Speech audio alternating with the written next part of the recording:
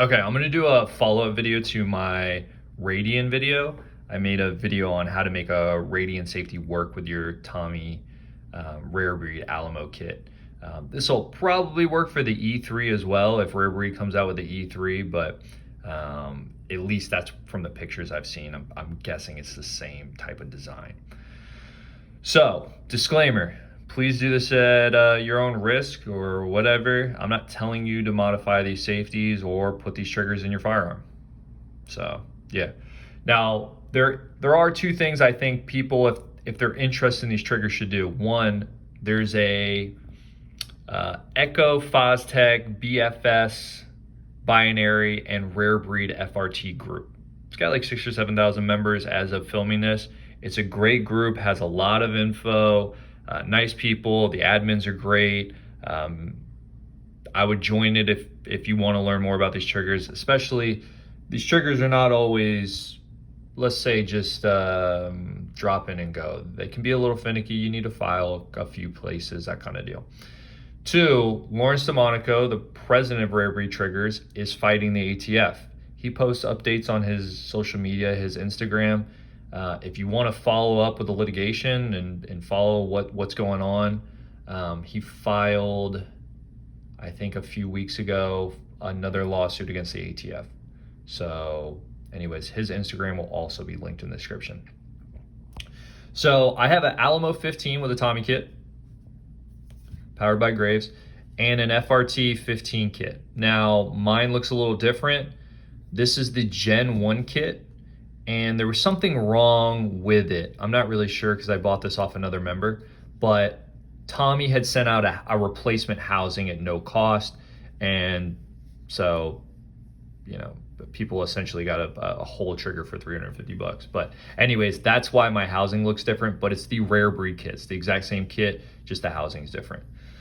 Now, if you don't have either one of these triggers and you're looking at getting the upgrade kit plus the trigger and you're putting it in a regular AR-15, get the Graves. The Alamo 15 is, in my opinion, far superior in the function than the rare breed. Now, if you want to support rare breed, if they do come out with the E3 or, you know, keep selling the rare breeds or whatever, I implore you to do so.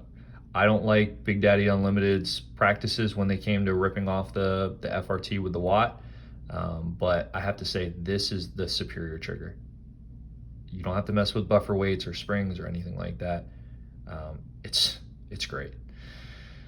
Now, if you are going to put this in an MCX, MPX, a 22 AR conversion, anything with a trip sear, you want to use the FRT.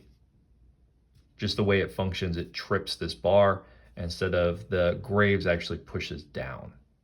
And the trip bar is not going to really play nice with that. So I kind of touched base on this in my last video, but I didn't really show an example. But I think it's important to know how these triggers work. So you can see in the back here, it's split. And like I tried to say in my other video, it's essentially two triggers into one. So if I drop this hammer, if I drop this hammer, you can see the hammer has a sear on it, okay? And that sear engages that little piece right there. And that little piece is the right side of the trigger. But if we push the right side of the trigger down, it will not contact the sear. Okay, so when the right side is up, this will act like a traditional semi-auto. The force reset and the Alamo from factory do not have a traditional sear. What they use to lock the trigger together is this locking bar. They don't have a traditional sear. But with this traditional sear, it allows you to get a traditional semi-auto out of this trigger. But when you push down on the right side and you don't allow that sear to engage, it turns it back into a force reset or a positive displacement, whichever trigger you have. So hopefully that makes sense. So whenever the right side is up, you will get semi-auto.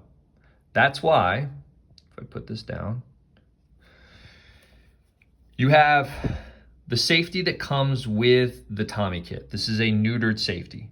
So if we look at this, when this is like this, it's a safe mode. When you go to the second position, it allows the trigger to move freely, and that's semi-auto. When you go to the third position, it also allows the trigger to move freely. Like I said, if that right side is not pushed down, you will get traditional semi because that sear is engaged. Easy enough. That's why this is a neutered safety. Now, here's the safety you get off Gunbroker. So you have position 1, which is safe. Position 2, which is semi-auto, traditional semi-auto. And then you have position 3. And if you can see, position 3 actually has that huge nub right there that pushes the right side down. I'm trying to make this work with the shadows, but it pushes that right side down and allows the left side to actually move freely. And that's the key to making this kit work, is pushing that right side down when you want the FRT in third position or whatever it is. And that's why you would buy this safety off Gunbroker for $45 if you want to retain that. If you don't want to retain the force reset and you just want a semi-auto trigger, you can put any safety in there. You don't have to use Tommy's safety. Any safety will work and it'll turn this into a semi-auto. Now, if you want the force reset, you either have to buy this one off Gunbroker or you have to modify, which I'll show you in a little bit later, on how to modify those triggers. I'm not going to show you how to, but I'm going to show you what you need to do.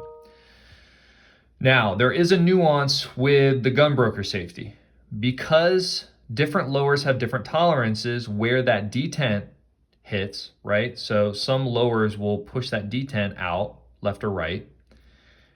Sometimes the detent is too far left and the tolerance is wrong, and it actually acts as a safety and won't let you pull in the third mode because it's over the left side. So yes, it's pushing down on the right side, but it's also over the left side a little bit, and it's not going to be a lot. It's not going to cover the whole thing, but it'll be enough where you can't pull the trigger in the third mode, or it's very hard or whatever. And that's because it's either engaging on this little side here or it's skimming against the side. So hopefully that makes sense. So you need to grind or file this side. So this hump inward. Hopefully that makes sense. Right? So instead of it being like this, where it overlaps the left side, when you file it, it'll only engage the right side, and then the left side can move freely in that channel. It's pretty easy. It would take you probably 5-10 minutes. Not hard, but that does happen. Now, these safeties are not attractive. No one is claiming these safeties are attractive. They work. I applaud Tommy for what he does, but these are not attractive. You can buy, now if you want to do the Gunbroker route, you can buy safety levers that actually work with this safety. They're $20 or whatever they are, and there's a few that work, right? Somebody had posted on the Facebook group, I think it was one of the admins, on where you can find additional levers, but there's plenty that work. You just have to find the ones that work. Now, this is $45 plus you're spending another $20 to $25 on levers. If you don't want to do that, you can make your own. I know Radian is popular. So the cool thing about the Radian, and like I had done a video on, is it has a 45 and a 90. So it already has the detents laid out. So you have a traditional 90, right? And then if you bridge that gap to that 45, you have a 180 hole. And I did a video on that, but it's the same principle of you want to grind down that left side in the third mode where it only pushes down on that right side. Boop, boop. And so, again, you need to make sure that you have enough clearance for that left side to actually go in there. So, easy peasy, nothing crazy. Now, any 45-90 will work, but you need to make sure the 45 and the 90 are on the same side. So if the 45 is over here and the 90 is over here, you can't bridge that detent. So just make sure that. I know Battle Arms Development has a 45-90 that's popular, but I think some of them were 45 over here and then a 90 over here, or vice versa. So just make sure it's 45 and 90 on the same side. Now, some lowers will have a stop for the safety lever, and you probably don't need to do this, but my PWS did not, and I just filled in the fourth hole with some JB Weld. It's optional. If you go that extra 45, it's just going to be traditional semi-auto, but it bothered me enough to spend the 5 minutes to just fill this with JB Weld. So easy peasy on that. Now, you can also use any mil-spec safety. The only thing you're going to need to do is add a detent. So I'm not going to go into how I added this detent. It was actually a pain in the ass to do with hand tools because all I have is a Dremel. And using a drill bit on the end of a drill to try to drill this was it was impossible. So I had to use a Dremel. I'm not going to show you what I did because it's not very efficient, let's say, but it's the same principle like I outlined in my Radian. Is you just need to drill that detent, and then you just need to put a channel from the last detent to this one. And this actually works perfect. I spent a lot of time to make it perfect, but a couple of things I will say is just make sure that that detent is exactly at 180, because it's going to bother the shit out of you if it's not perfect. At least it would bother me. And it did bother me, so I had to redo it. But just make sure you go over enough where it only pushes down on the right side. And it doesn't have to be perfect. You can just get it as close as possible. Push down on the right side, but have enough room on the left side where the trigger can still move freely. Does that make any sense? So you still want to cut enough depth where the trigger moves freely. Now, you can do, if you wanted to, use a 45 safety, and so you have safe 45, and then if you want to add a detent, do a 90. So you have a 3 selector, but it's safe 45 and a 90. You could do that as well, in theory. So the last thing is I get asked about full auto safeties a lot. And I'm going to try to show you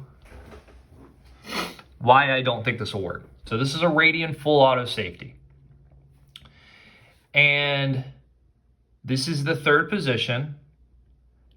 And this would come in contact directly in the middle of that safety, right?